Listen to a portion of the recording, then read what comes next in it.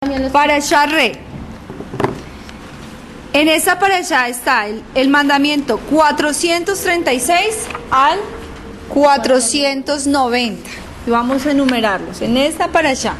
Así que se van a tomar el tiempo para leerla en su casa y cuando lleguen a Shabbat ya saben el contexto. Miren lo importante, cuántos mandamientos.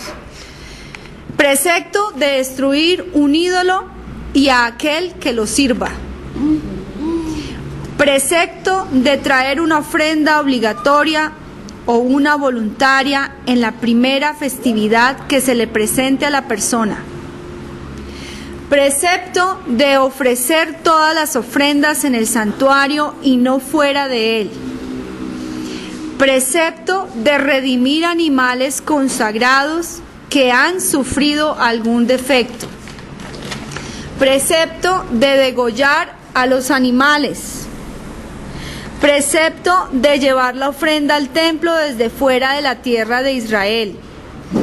Precepto de examinar exhaustivamente a los testigos. Precepto de quemar una ciudad que hace idolatría. Precepto de examinar una ave para que pueda ser ingerida. Precepto de dar el segundo diezmo Maaser Sheni. Precepto de dar el diezmo al pobre en lugar del segundo diezmo en el tercer año. Precepto de presionar a un gentil para que le pague su deuda.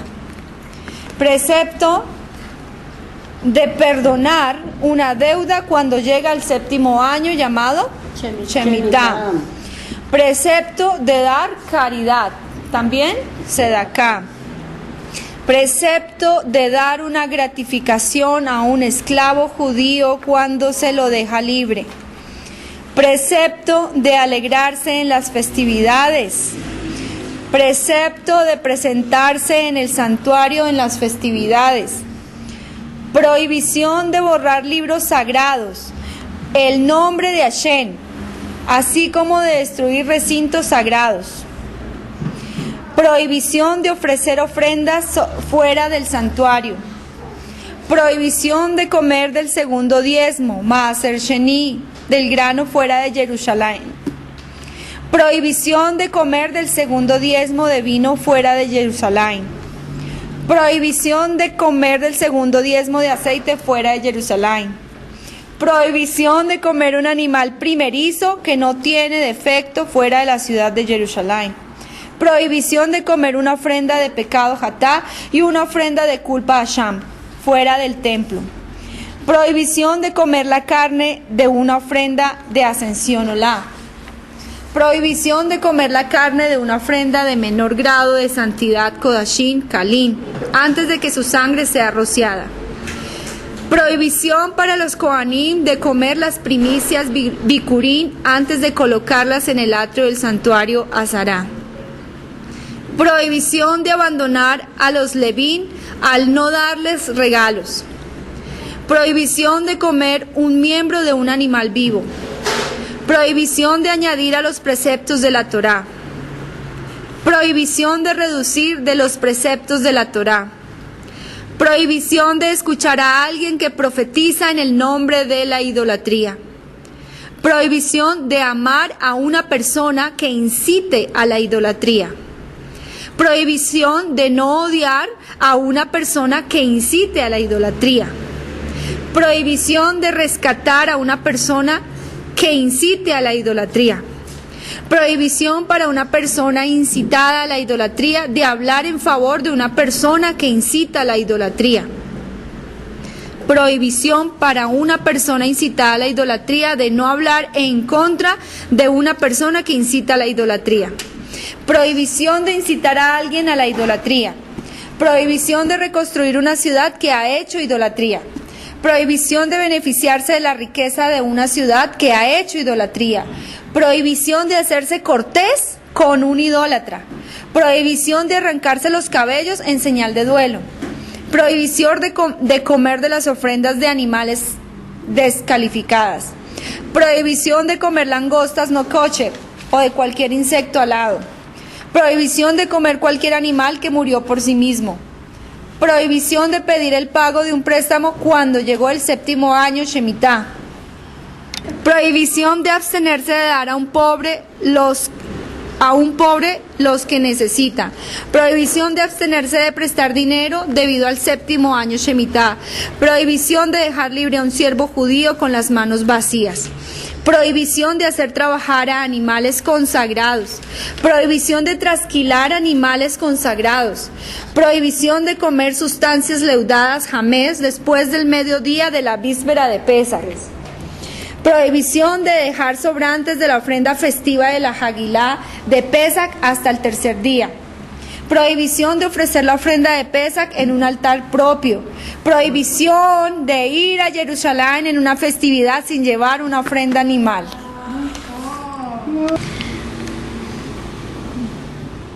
Devarim 16:16 dice: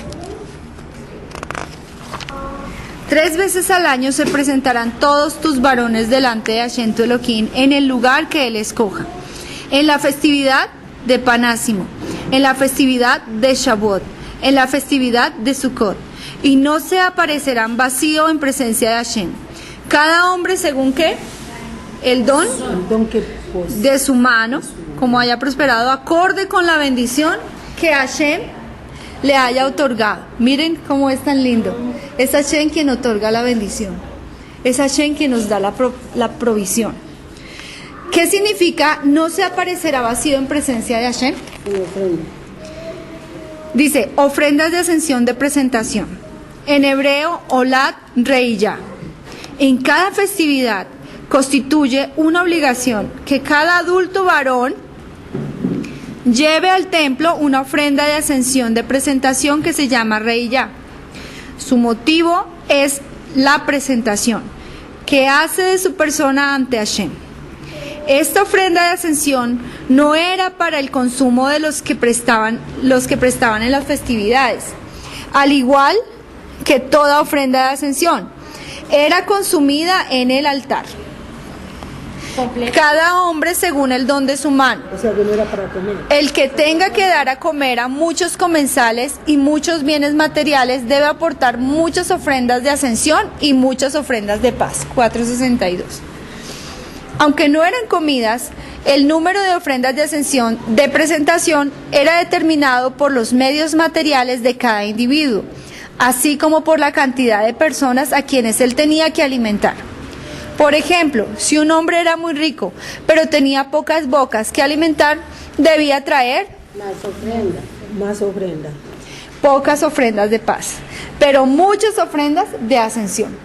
Pocas porque tenía pocas ofrendas de paz porque tenía pocas personas a que alimentar, pero muchas en ascensión porque tenía bienes materiales. Hoy en día hay muchas cosas y movimientos y historias de personas que están construyendo supuestamente el templo, que está construyendo el templo por allí, incluso en Colombia. Eso no es real.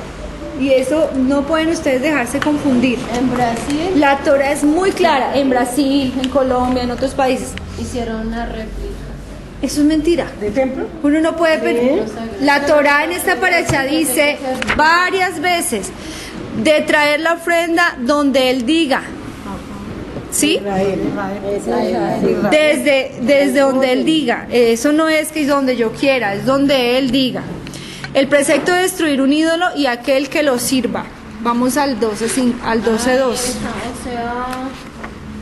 El 12.2 dice, destruirán completamente todos los sitios donde allí hayan rendido culto los pueblos a quienes ustedes conquistan, a sus dioses sobre las altas montañas y sobre los valles y debajo de todo árbol frondoso. Demolerán sus altares, despedazarán sus pilares. Sus árboles de culto quemarán al fuego, derribarán las imágenes talladas de sus dioses y destruirán sus nombres de este sitio. ¿Alguna vez ustedes han escuchado que el nombre de Hashem no puede ser borrado? sí. ¿De dónde lo sacan? Pero dice De este verso que dice, no actuarán así Hashem tu Elohim, sino solo en el sitio que Hashem tu Elohim te escoja de entre todas las tribus para poner allí su nombre. Por su lugar de residencia deberán inquirir y allí deberás ir. Allá llevarán sus ofrendas de ascensión y sus sacrificios. Dice que el lugar que ¿quién escogió? Que Hashem. Él les está mandando aquí a que deben destruir completamente, erradicar completamente la idolatría de la tierra. Pero dice, pero no lo harán así. Dice, destruirán sus nombres por medio del empleo de nombres denigrantes para denigrarlos.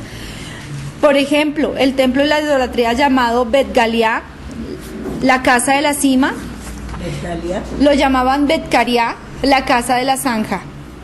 Un ídolo llamado Kol, el ojo de todos, lo llamaban Encos, el ojo de espinas. ¿Sí? Entonces el mandato era burlarse de esos dioses. Dice, no actuarán así, es decir, quemar ofrendas al cielo en cualquier lugar, sino que solamente en el lugar que Él escoja.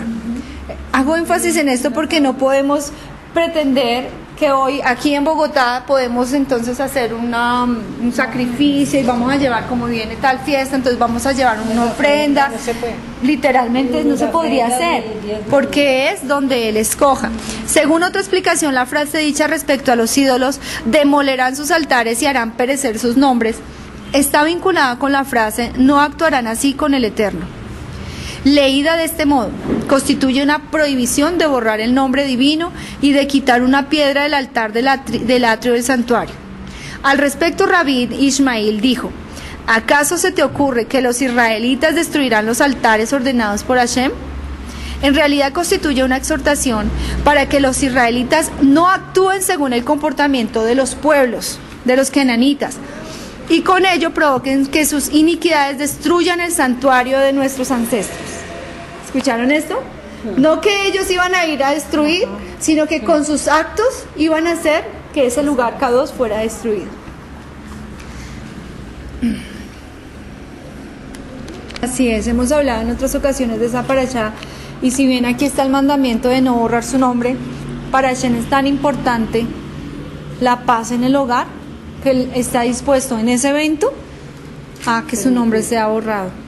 Pero por eso también cuando estudiamos, esa la estudiamos hace poco, cuando estudiamos esa parashá veíamos que la mujer va recorriendo el templo, pero le van diciendo, todos los cogen, mira, tranquila, personas más grandes que tú han caído en la transgresión, el mismo rey David, y le empezaban a citar personajes importantes para que ella, si estaba mintiendo, lo confesara antes de que el nombre de Hashem fuera borrado. O sea que de todas formas era una cosa muy seria. Quiero que hablemos del libro Ahora de las alturas de mi pueblo, y titula así. Él titula con una pregunta. ¿Por qué la Torah piensa diferente a nosotros? Porque es el pensamiento de Hashem, que es perfecta y nosotros no lo somos. Cuando entramos a la Torah, nos damos cuenta que dice y hace y está escrito todas las cosas que no somos. Si habla de obedecer, somos desobedientes. Si habla de no mentir, somos mentirosos. Si habla de idolatría, hay idolatría. ¿Sí? Entonces, ¿por qué la Torah piensa tan diferente de nosotros? Dice que hay un dicho muy popular que dice que si quieres saber la opinión de la Torah, pregúntale a la gente qué opina. Entonces, sabrás qué opina la Torah. Porque la gente va en contra de la Torah. ¿Entendieron eso? Sí. Si quieres saber lo que la Torah dice, pregúntale la opinión a la gente. Y ahí vas a saber lo que la Torah opina. Porque es exactamente lo contrario a lo que la gente opina. Si la gente opina que la unión libre, vivir así como así, tener relaciones ilícitas es permitido y estos son los tiempos y no hay problema, No hay problema, sí. entonces la Torah, ¿qué va a opinar? Que no, que hay un orden, que hay un derecho. El motivo no es porque la Torah está torcida, Hasbe Shalom, sino porque las personas ven todo al revés. Los médicos explican que la imagen que capta el ojo humano es una imagen volteada. ¿Han escuchado eso? Sí, que sí, realmente sí. lo que vemos es la inversa. ¿Sí han escuchado del efecto? Que el color real no es un color, sino es Todo es blanco. que todo es blanco. ¿Sí han escuchado de eso de los ojos? Es interesante. Dice que nosotros vemos volteado, nuestros ojos ven volteado. Y ¿Volteado? que solamente al final del ojo la imagen se endereza. Y nomás cuando O sea, que entra la imagen volteada y al final es cuando ya ¿Focaliza? focalizamos y vemos todo al derecho. cuando usted estudia Es un efecto espejo. Es decir, a primera vista todo lo que vemos estaría al revés, o está al revés. Únicamente después es que se endereza. Así también ocurre con la visión instintiva del hombre.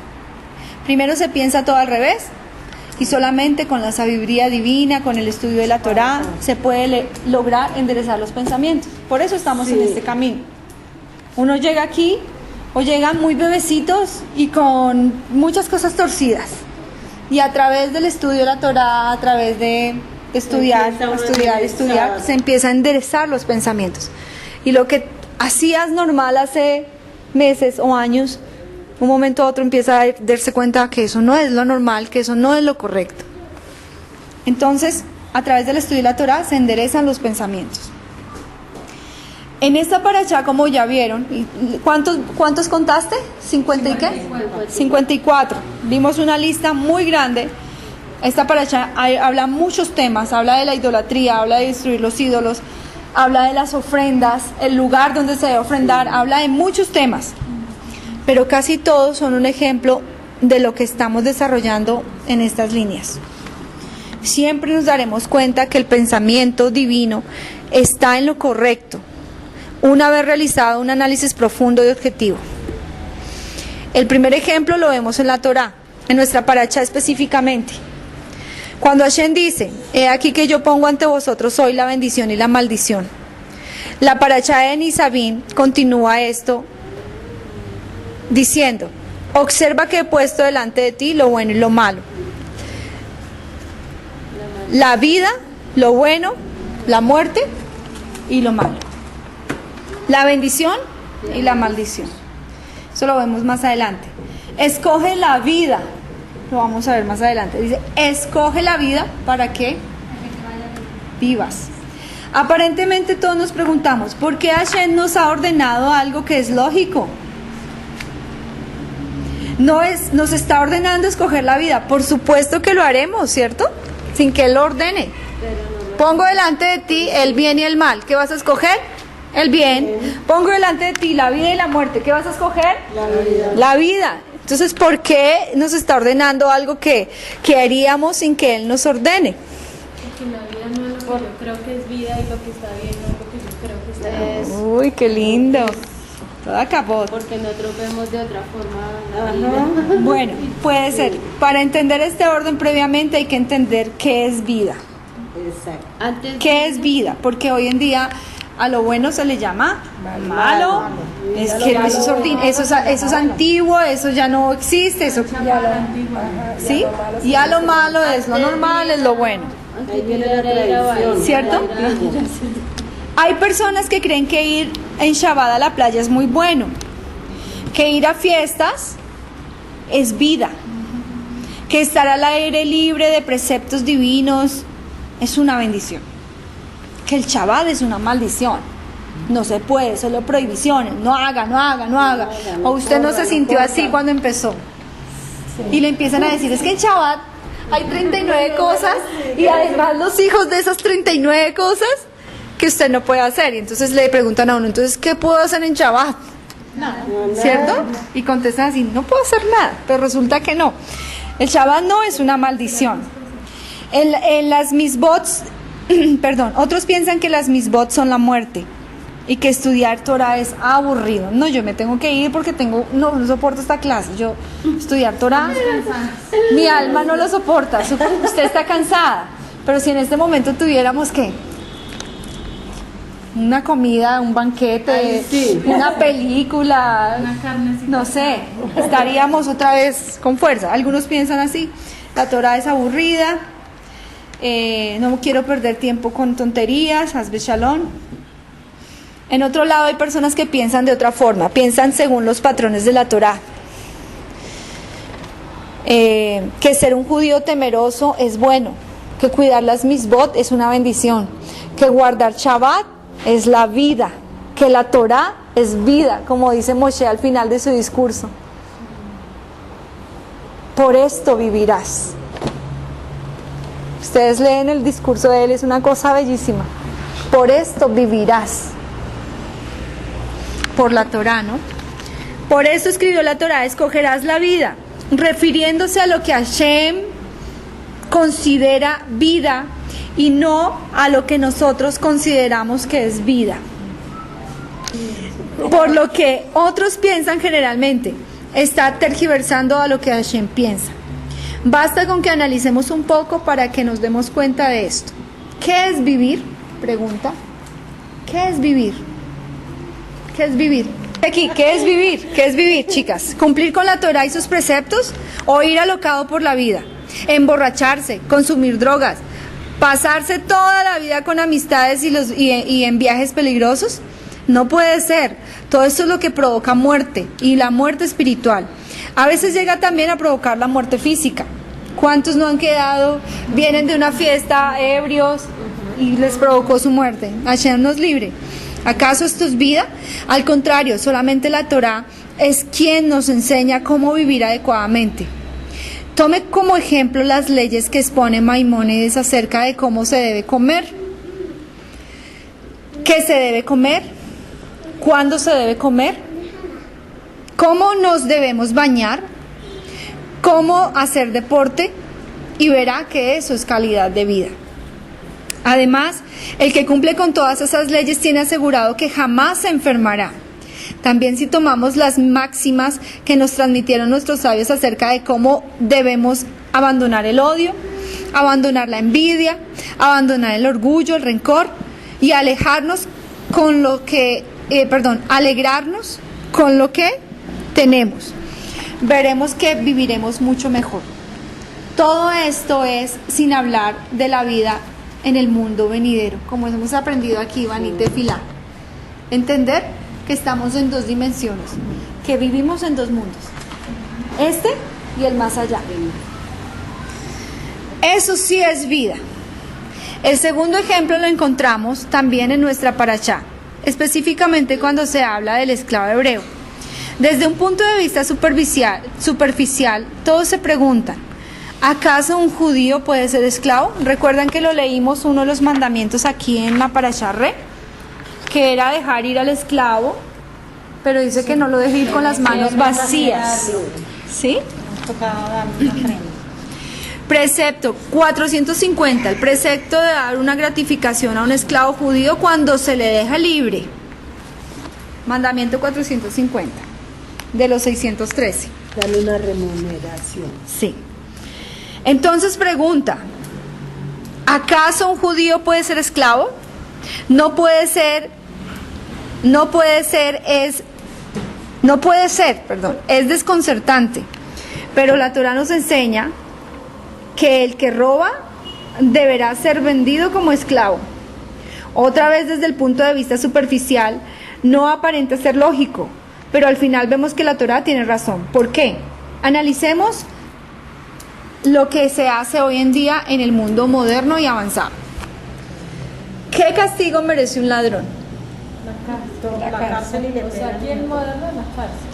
La cárcel, ¿cierto? Y allá está en la cárcel con otros ladrones. Se vuelve profesional. Y cuando los denuncian, cuando no, quedan libres. ¿Restituir 4 veces o En el mundo moderno. En el mundo moderno. Sí, tienen que restituir. En la ley. Tiene que restituir. Me parece que es en la India. Pero si no Cuando restituyen, alguien comete un error, Ok. lo llevan delante del Pero tribunal restituir a y las le enseñan todo personas lo bueno. afectadas, No le están O a la sociedad. reclamando, sino lo bueno. Vea, usted hizo esto. Ok. Entonces un ladrón hoy en día, ese es el castigo. Restituye y si no, se va para la cárcel. O las dos. Bueno. Por buena conducta. La cárcel 10 años, 5 años, 20 años, todo depende de lo que se robó.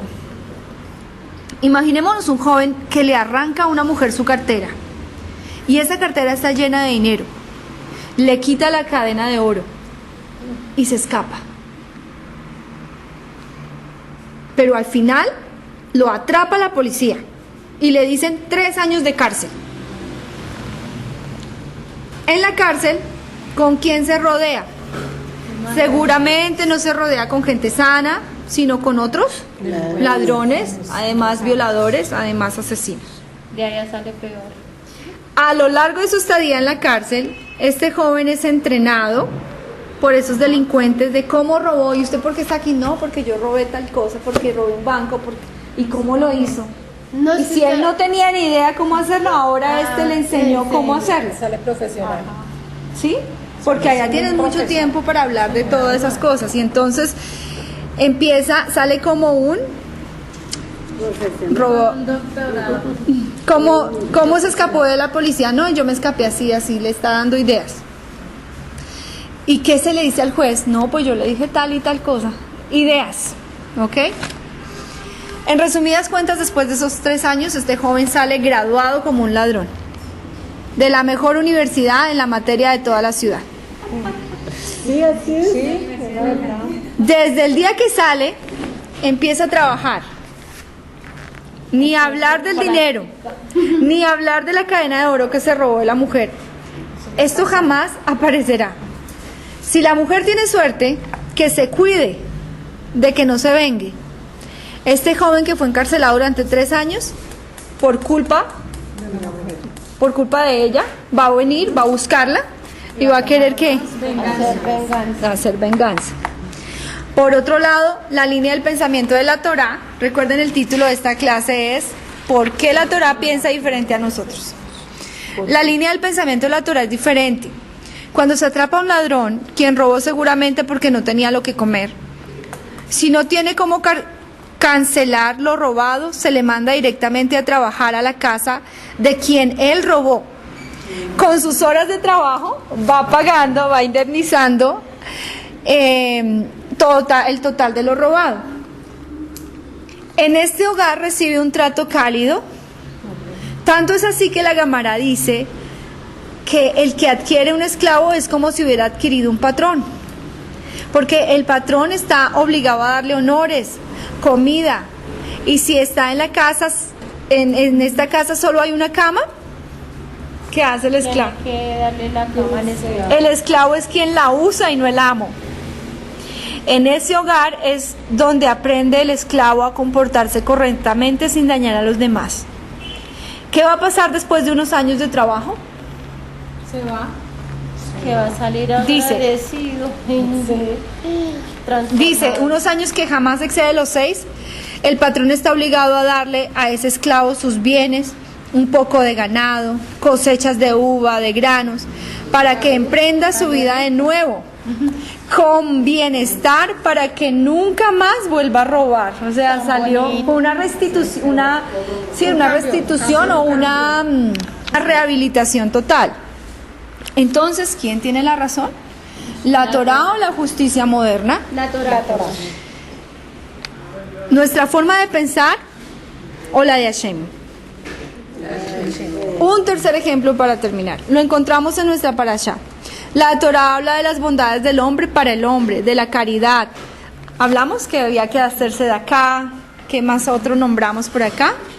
Hablamos de perdonar la deuda cuando llega el 7º año, precepto de dar el 449, precepto de dar caridad, darse de acá. Entonces, analicemos. ¿Qué piensa la persona al respecto? Muchos piensan que si dan el diezmo se van a empobrecer. Si finalmente lo dieron, el pobre le debe agradecer toda su vida. Pero vamos a analizar lo que piensa la Torá en esto. Si finalmente dijiste, ganaste, cuando des dinero al pobre, agradécele por recibirte a ti el dinero. ¿Han escuchado eso? Que cuando una persona te pida, se da acá, ¿realmente te está haciendo un favor? Porque Hashem lo puso en tu camino para que tú pudieras darle a él, pero la verdad la retribución la vas a recibir tú, para cumplir una misma. Es que si pensamos así, nos vamos a conducir más fácil. Yo recuerdo cuando Uno se montaba en bus y los buses llegaban y 1 y 2 personas y pedían y uno terminaba, si el bus valía 1.500, terminaba pagando quién sabe cuánto por un pasaje. Pero entonces cuando uno empieza a darse cuenta, obviamente hay cosas que si es para vicio, que si no, que bueno. Bueno, la caridad se da a los gois. Esto, la caridad es al judío. En el contexto que uno vive, que hay personas en la calle que van pasando y que van pidiendo, algunos dicen sí hay que darles, porque lo importante es darles. Veníamos con el rabino de Israel en el taxi y justo por las cosas de Hashem, él es un hombre grande, entonces él venía en la parte de adelante y la ventana estaba un poquito bajita. Y en toda la calle por allá se nos vino una persona a pedirnos. Pero pidió agresivamente, era casi encima del vidrio ahí diciendo que dame, que no sé qué. Y nosotros estábamos así. Y el rabino, claro, él no le entendía porque le hablaba en español, pero obviamente entendió el mensaje, es que quiere, o sea, viene y me aborda así, él está así, pues él todo grande, pero uno sabe que aquí pueden romper un vidrio, que uno puede... Sí. Uno como, de aquí uno entiende, ay, aquí La cuestión es que todos los rabinos se buscaban y no tenían monedas. Baruch Hashem tenía mi monedero y saqué las monedas y se las di, pero lo pidió de una forma muy agresiva. Entonces, finalmente uno dice, bueno, pero ¿por qué va a pedir así? Me está obligando a darle, es una intimidación. Pero recuerdo que lo único que dijo el rabino, dijo, lo importante es dar, lo importante es dar. Lo importante era que le diéramos. Sin mirar a quién. Nosotros estábamos viendo, pero mire esta persona, mire cómo le está pidiendo, sí, es lo único que decía, lo importante es que le demos, lo importante es que le demos. Entonces, por eso sé que hay personas que difieren en esto, sé que hay personas que dicen, no, si tú no sabes para qué lo va a usar, entonces no, porque de pronto lo usa para droga o lo usa para cosas. Esto es así, yo le estoy diciendo de este rango de rabino que lo único que decía era, lo importante es dar, lo importante es dar. Estamos hablando del tercer ejemplo que encontramos en esta parashá acerca de la caridad. Que muchos piensan si dar dinero, si no, que si yo voy a dar esto me van a empobrecer. Muchos piensan en eso, ¿no? Pero si finalmente lo dieron, van a ver pues la recompensa. ¿Por qué la Torah piensa así? Porque el dinero que posee la persona no le vino por sus propios méritos, sino que Hashem fue quien se lo dio. Tal y como lo dice en versos de Proverbios, el rico y el pobre se encontraron, Hashem es quien los hizo. Los comentaristas explican que todo el mundo piensa que los ricos son ricos porque son personas muy sabias, porque saben cómo hacer negocios, y que los pobres son pobres porque son menos o no tuvieron la capacidad de estudiar, bueno. Pero cuando se encuentran, nos daremos cuenta que tanto el pobre como el rico lo hizo Hashem. Y que el pobre muchas veces es más sabio que el rico, quien no sabe ni siquiera diferenciar entre su izquierda y su derecha. Entonces, cuando entendemos que todo depende de Hashem, Él es quien lo hizo. La riqueza no viene por la sabiduría, ni la pobreza por la ignorancia. Esas son cuentas divinas. Es por eso que Hashem nos ordena a dar el 10% de nuestro capital a los pobres. Si se lo damos, entonces nos bendecirá. Con lo que dice en nuestra parashá, en Devarim 15:10. ¿Por qué? ¿Acaso que por esto Hashem te bendecirá? Hashem sí te bendecirá, porque está observando que tú estás ayudando a los demás, y por eso te multiplica tus ganancias. Entonces no podemos ver cómo que estamos perdiendo, sino que debemos ver que estamos ganando. Eso fue en el 15:10. Ciertamente le darás, y que tu corazón no sea mezquino cuando le des, ya que como resultado de esto, Hashem, tu Elohim, te bendecirá en toda la labor de tus empresas, en la labor de tus manos. El énfasis de ciertamente le darás, dice, incluso 100 veces. ¿Hasta cuántas veces? Dice, incluso 100 veces. Esto se implica de la expresión verbal doble, que literalmente significa abrir, abrirás. Rashi ya hizo un comentario similar.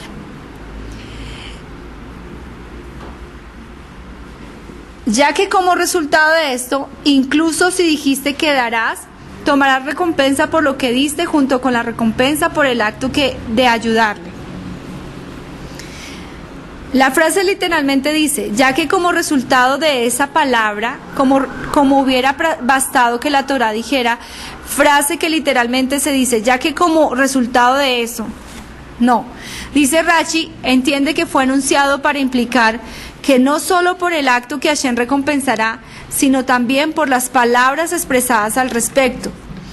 Y aquí viene a mi mente una parasha que cuando leímos de Vayikra 11 sobre los animales kosher que rumian y que tienen pezuña, y se hace se asocia el rumiar con lo que sale de la boca y la pezuña con lo que se da con la mano.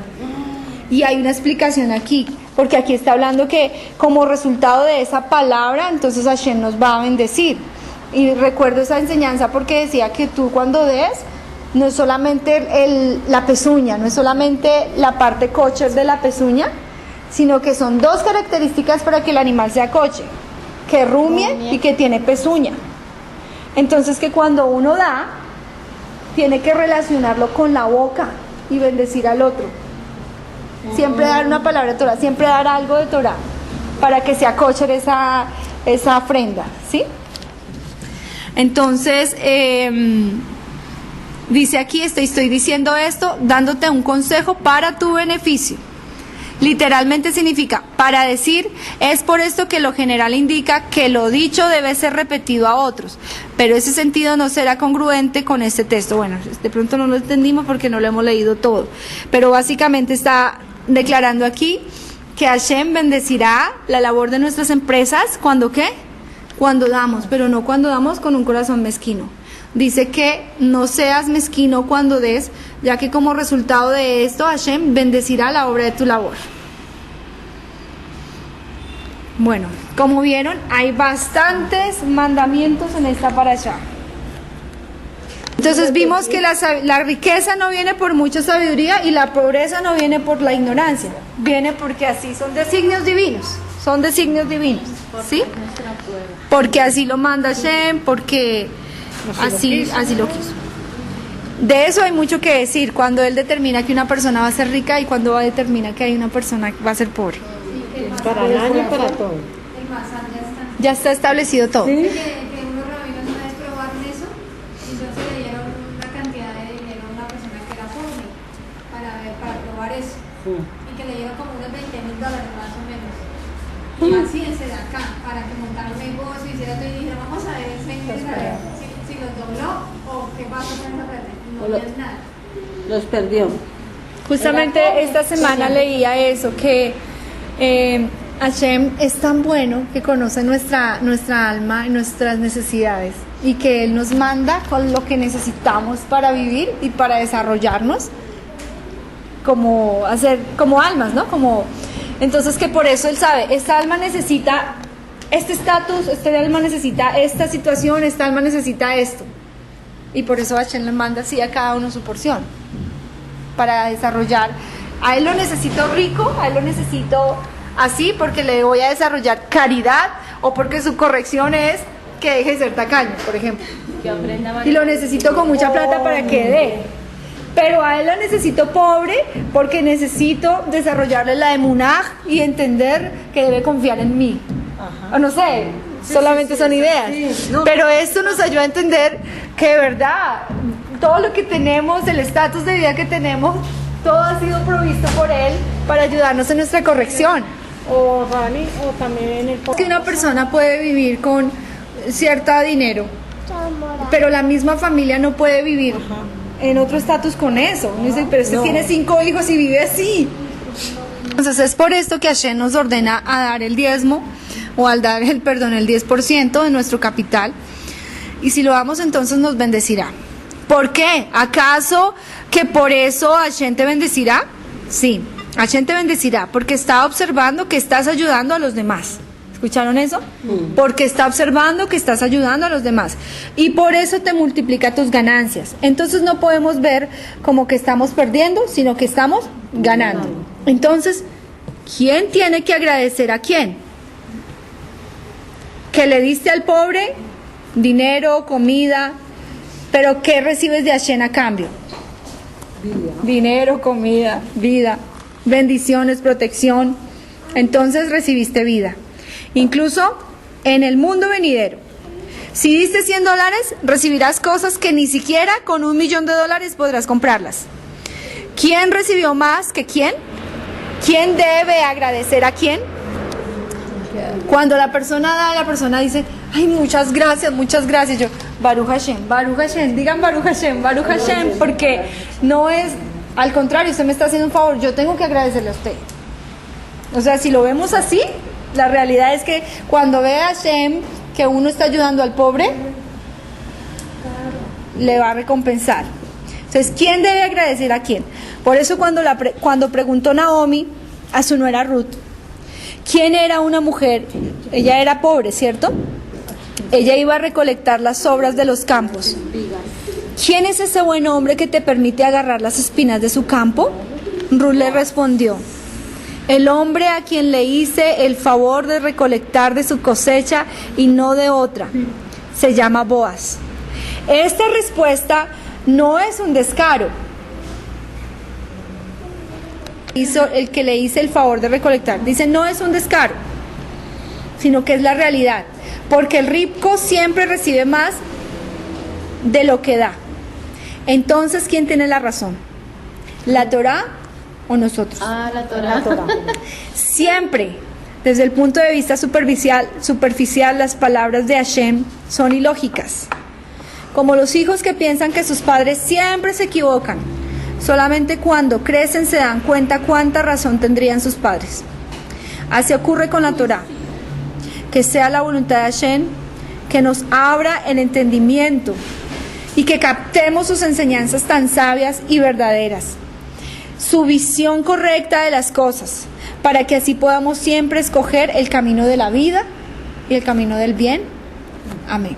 Amén. Esta parasha léanla en casa, muchos mandamientos en esta parasha. Toda rabá por venir. Que esta lectura, este estudio que hemos tenido sirva para el refuah shelema de Hannah Braja. Bra. Que Hashem le conceda vida y le conceda salud.